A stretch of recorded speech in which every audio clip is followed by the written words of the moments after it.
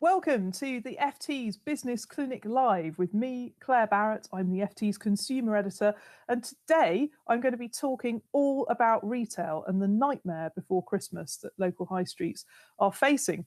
Joining me is Andy Bounds, the FT's enterprise editor. Now, we will be taking your questions and responding to your comments for the next 30 minutes live online. If you're watching us on ft.com, then you can comment on the bottom of the story or ask us a question there. If you're watching us on YouTube, then just use the chat function to the right of your screen and we'll pick up your comments and questions. And hello to everybody who's watching us live on LinkedIn. It's the same there. If you want to use the chat to reach us, then please join in today's debate. I mean, Andy, it's a really topical time for retailers at the moment. Talk in all of the newspapers this morning about how those numbers are just not coming down when it comes to new infections. Talk of the lockdown that's going on in England being extended, which obviously for the so-called non-essential retailers, those selling clothing, gifts, household items, this really could wipe out any kind of profits they might hope to make over the crucial Christmas trading season. Yes, of course, Christmas is absolutely massive for retailers, especially for physical retailers. This next few weeks is when they will be doing a huge amount of their sales, often the difference between a good year and a bad year in terms of profits. And lockdown means you simply can't trade. Some of them have been able to do bits online as they learned in the first lockdown, or takeaway or click and collect, but that still means a lot less business with a lot higher costs. And obviously there are government grants and so on, but it's not the same as being able to trade your way, which is what most people want to do, isn't it? They want to run their businesses, they want customers in the door, and try and make the most of it. Sure, and I mean, we would encourage. We've already seen that over the last year. And we would encourage retailers who are watching this to tell us what their experiences are of claiming the government grants, because there have been various different ones for various different parts of the UK. Some of them obviously delivered through the business rate system, which you get automatically. Others, which are discretionary, awarded by local councils, which you have to apply for. Every council, of course, has got their own criteria. So we would love to hear your experiences of accessing that support. And Andy, obviously the furlough scheme and the furlough scheme having been extended is a lifeline helping retailers with their wage bills, but it's not really helping them with the other problem that's racking up, which is the rent due on shops. Yes, I mean, we've had this ban on evictions, haven't we? But still, lots of landlords are playing hardball on the rent. They might have given some rent-free periods at times early in the crisis, but they're businesses as well, and they want to make money. So they were asking for rents to be paid. In some cases, business rates have stacked up as well. Again, there's been holidays on those, but it's been switched on and off. And it's unsurprising to learn that I think this year we've had sadly a record number of closures. So recent data showed that in the 6 months between up to September, I think we lost 6,000 shops net. We lost 11,000 in total, and 5,000 open, and that's just the chain stores. So the familiar names like Bon Marché and so on. Edinburgh Woolen Mill is the latest to go into administration. Not sure how many will shut, but lots and lots of. And the thing about these chain stores is, obviously, many of them have their own problems. They're often run by private equity groups, heavily indebted, unable to pay the bills. But they're the sort of anchors of high streets, especially local high streets in suburbs and small towns. So something like the Edinburgh Woolen Mill, is a classic sort of market town anchor tenant of any retail district, and brings people in. And that's what other retailers need. It's a sort of a conglomeration of different businesses that once you lose a few, you're in danger of losing more by a sort of domino effect.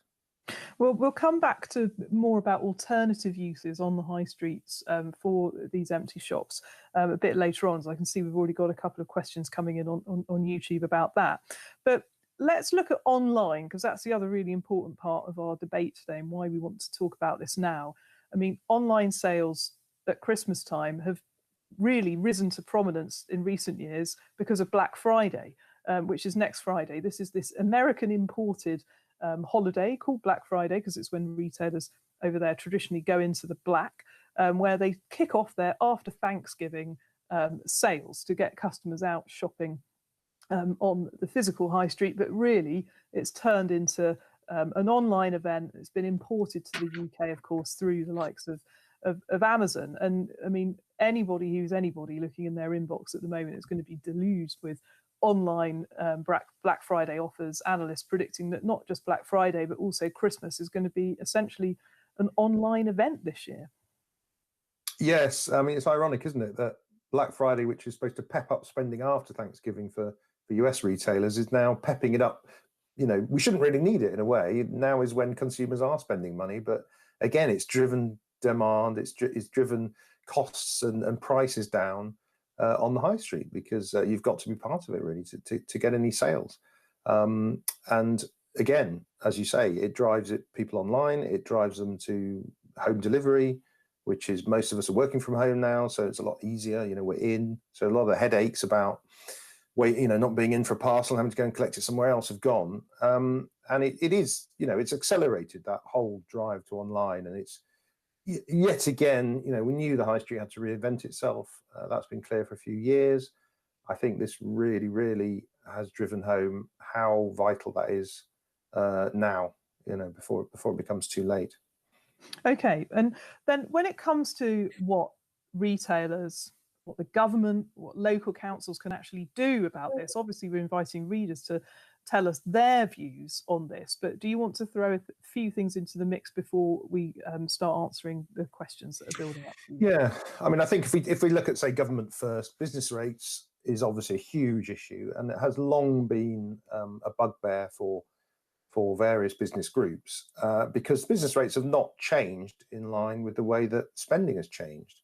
So warehouses the online retailers are running pay far fewer business rates than the physical high street stores, which might actually be doing far worse. So there's an inbuilt level of unfair competition, and every government minister, every chancellor has recognised this. There's been reviews, but it's not really resulted in any fundamental reform because they haven't got a great alternative. There's talk about an online digital tax of maybe 2% of sales, but we know that online retailers can switch their, sales to different areas, and even with the online tax, they're talking about passing it on to their own customers, who are often the very businesses that we're trying to save. So they may pay 2% extra for their Amazon fulfillment, for example, selling via Amazon.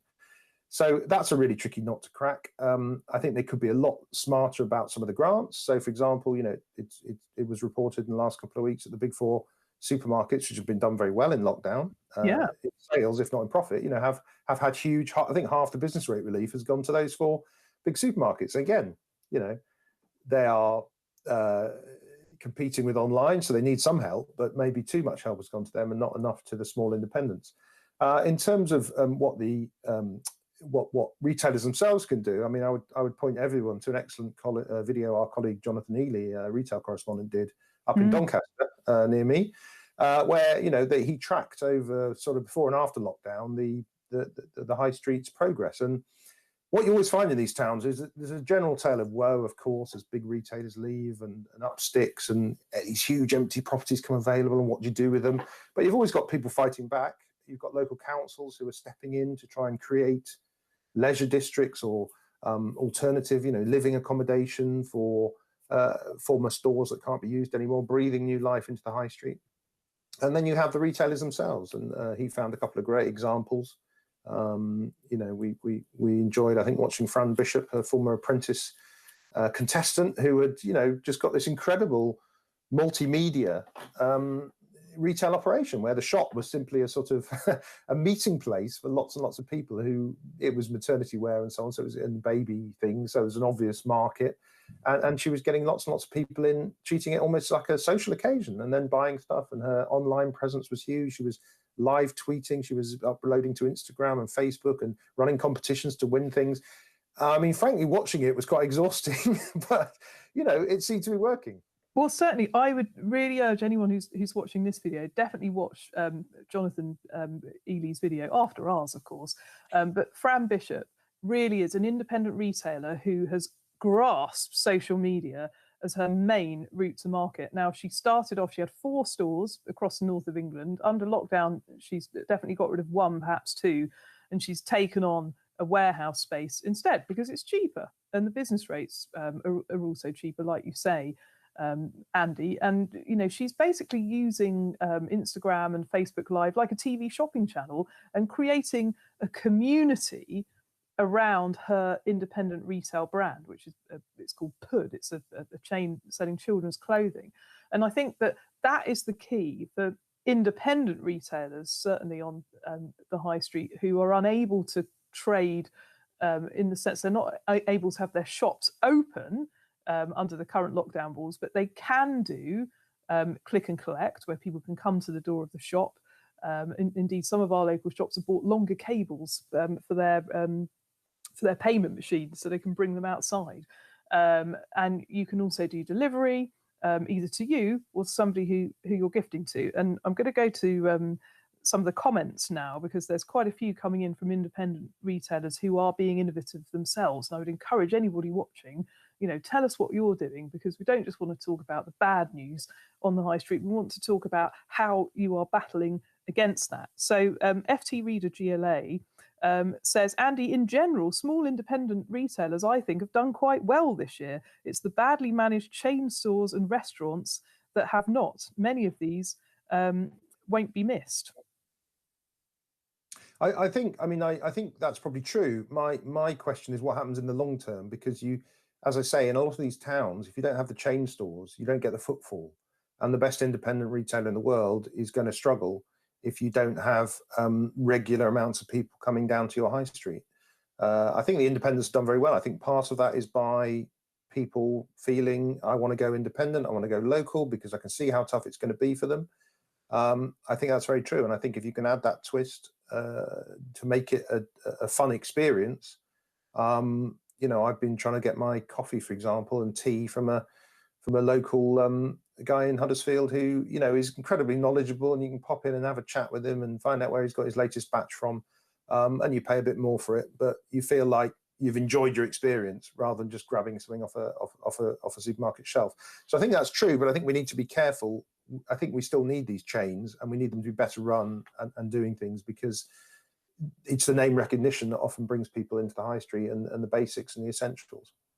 Well, on your point about shopping local, FT Reader Art Wilford says a lot more people say they are shopping locally, or presumably because they're working from home as well, and will continue to do so after COVID. However, a lot more people are also shopping online, and it looks like that trend is set to continue. Beyond Amazon, he says, who are the winners and losers here, and what impact will this have not just on the high street, but out of town shopping centres and our independent stores?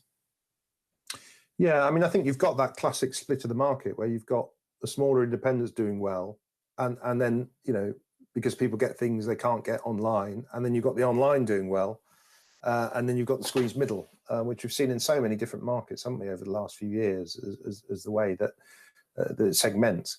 In terms of who else is doing well, there are retailers out there with very good websites, John Lewis and people like that who've done well, I'm sure. There are attempts to sort of collaborate and bring together independent retailers, and I think those will continue. So that, a bit like Etsy and eBay is sometimes used by people, so you've got a route to market. We're obviously paying for it, but one can imagine there'll be more bespoke platforms for not on the high street type sales. I think, funnily enough, the retail parks out of town, which look like they might do really badly, again, have probably borne up because of the car. People feel safer driving somewhere, parking and going into a store. So it's more the big city high streets and the big city centres, the City of London, Manchester. Those are the ones that have really been hit the hardest. York, big tourist destinations where you're relying on, floods of people coming through. Statistically, they seem to be the ones that have suffered the most. And also Christmas markets, which are often a huge attraction for these more touristy town centres like York. Also there's an enormous one in Birmingham, which has been cancelled. I've been contacted by quite a few people who spend their whole year making stuff to sell at Christmas markets, and they're now not going to go ahead. And like you say, Andy, these online platforms like Etsy and Not on the High Street, seeing massive uplifts in the number of people who want to trade from them. Well, just to switch back to some comments from retailers that are coming in, I'll just read out two. FT Reader Hope and Glory says, as the ex-CEO of a clothing retailer that has gone under, sorry to hear that, Hope and Glory, my perspective is that COVID has simply accelerated the inevitable. Stores can only survive if they provide an appealing client experience beyond the purely transactional. Stores will just never be able to offer the depth of choice or stock that can be found online. And unfortunately, in the UK, the odds are further stacked against us by rents and rates that are completely out of line with realities. A huge correction is happening and required if there are not to be empty high streets everywhere. Well, thank you, Hope and Glory, for sending in your response. I've also got some comments on YouTube. Simon Pollard says, the group I own runs 3 retail businesses across musical instruments and the outdoor space across East Anglia. The grants were well received and easy to apply for during the first lockdown. Well, of course, Andy, bikes, anything to do with tents, camping, and musical instruments, hobbies. I should have mentioned World of Warcraft earlier. I think that's probably one of the most successful retailers on the FTSE this year. Anything with a link to a hobby that you are more likely to pursue under lockdown, whether that's our colleague Robert Shrimsley learning how to play the clarinet, or children getting more into gaming. I don't know, is anyone going to be buying the PlayStation 5 in your house? No, they're a bit beyond that, to be honest. Mainly PC games. But I think you meant Games Workshop by World of Warcraft, and we'll get World of Warcraft online. Games Workshop is absolutely stellar. I mean, I remember writing a piece about them about 3 years ago, and ever since then I've been kicking myself. Why didn't I spot it and buy the shares? Because they've sort of tripled, and they've got a high street presence, but they've also got a great online presence, and they've also got a community. It's those 3 things we talk about again. I mean, in reply to Hope and Glory, and again, commiserations. Clothing is so hard now.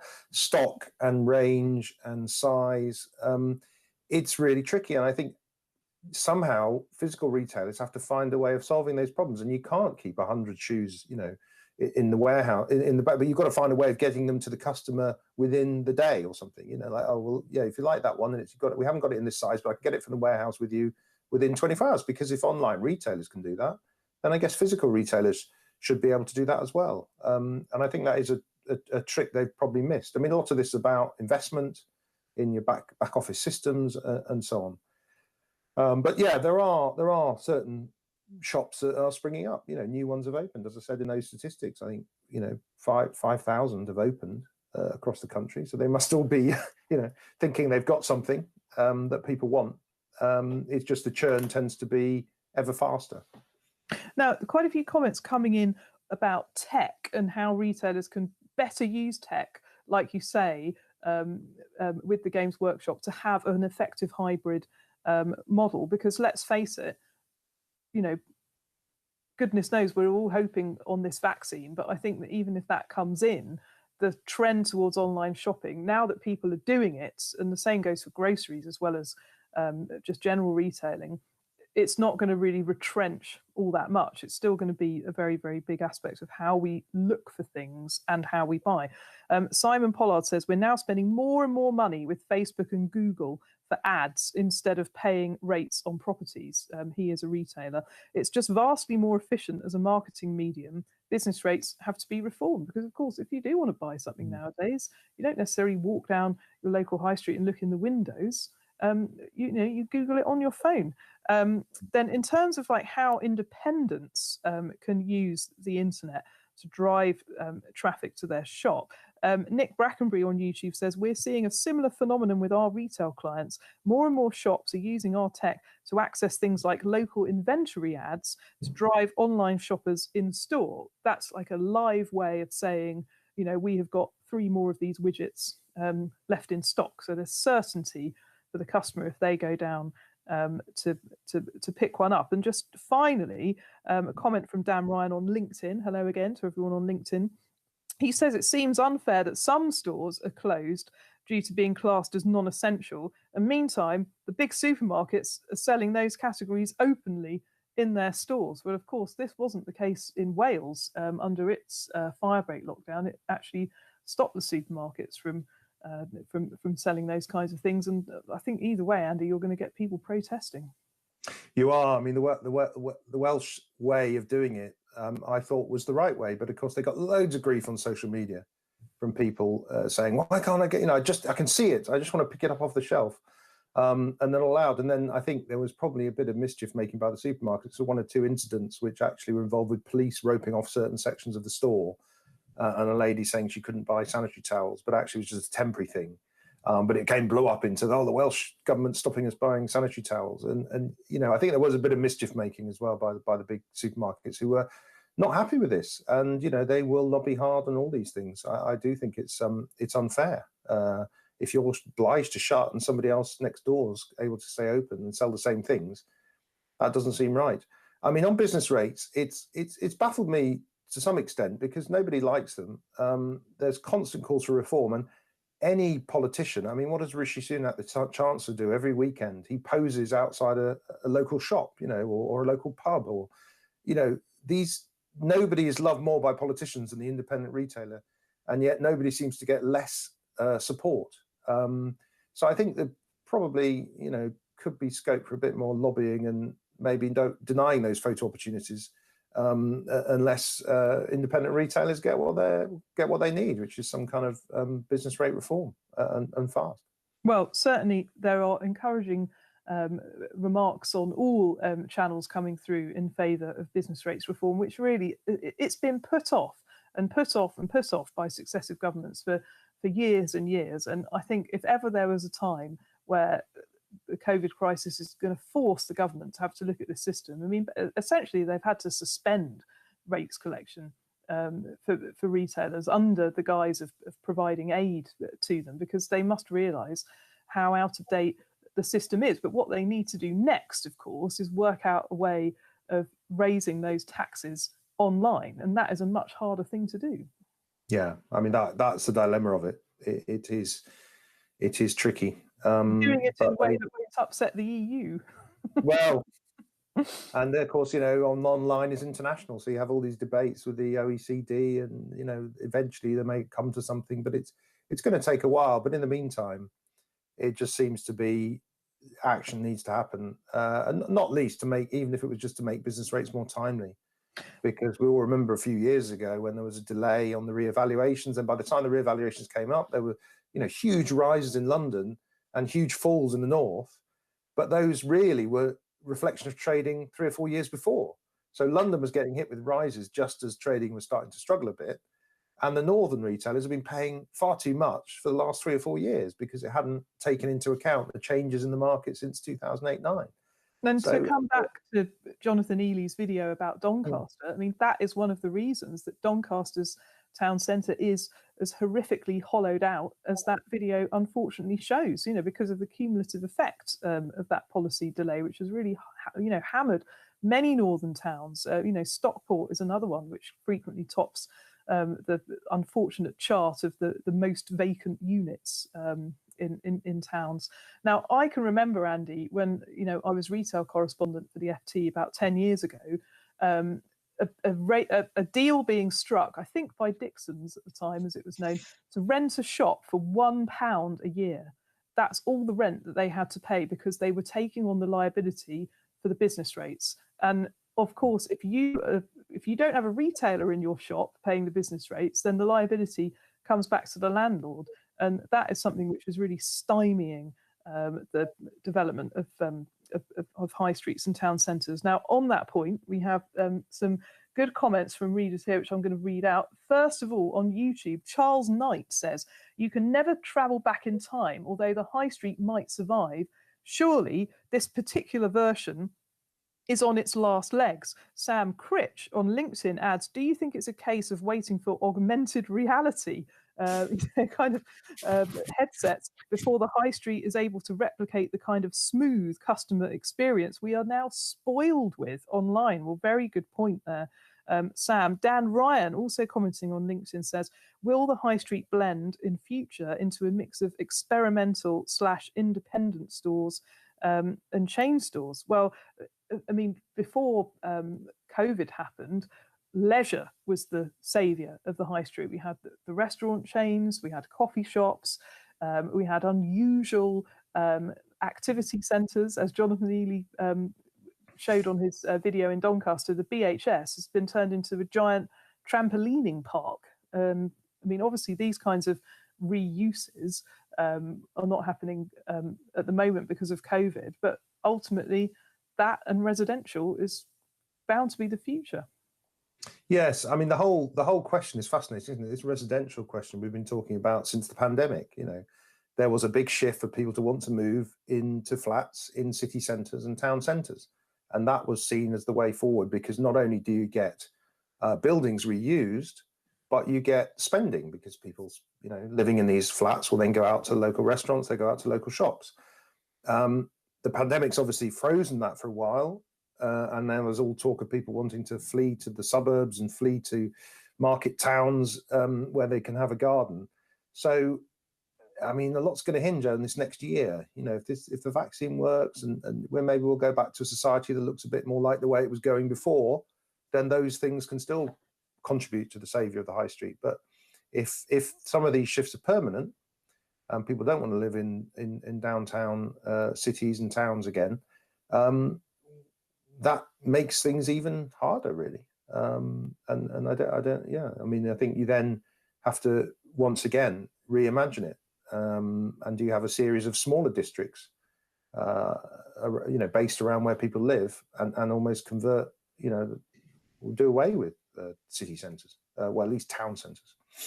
Well, certainly, Andy, you're getting some nods of agreement on YouTube. D.A. Seymour says, I hope that empty office buildings in town centres will be used for housing to attract people back in. And once you've got the footfall, of course, then the retailers will be back. We also have some interesting comments from a guitar shop in Lytham St.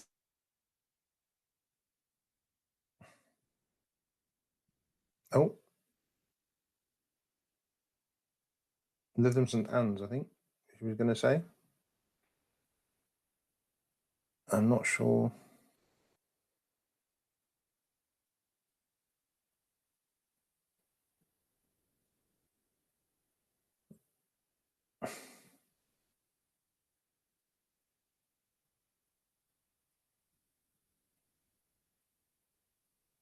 I'm afraid to say that I've lost Claire here at this point. I don't know if everybody else has. But I think she was talking about a guitar shop in Lytham St Anne's, who presumably had an original way of doing things. But again, these kind of specialist shops are doing really well in these times. Unfortunately, I've got no access to the questions that people are asking. So I can only thank everybody who has asked questions. We shall try to answer them in our own time. And I would just like to thank everybody for tuning in again. I'm sure that Claire will be here next week, possibly with me, possibly with another guest, but I'm sure she'll be back, and this is a temporary hitch. So can I just thank everybody for watching, and see you all this time next week. Thank you.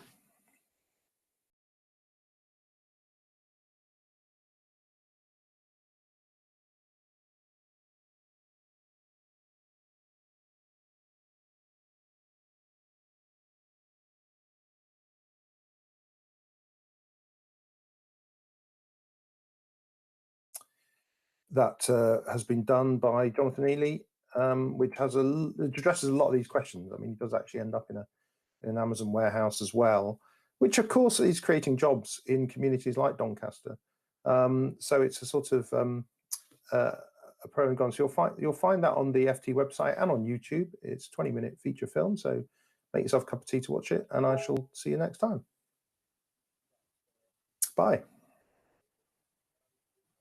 Well done.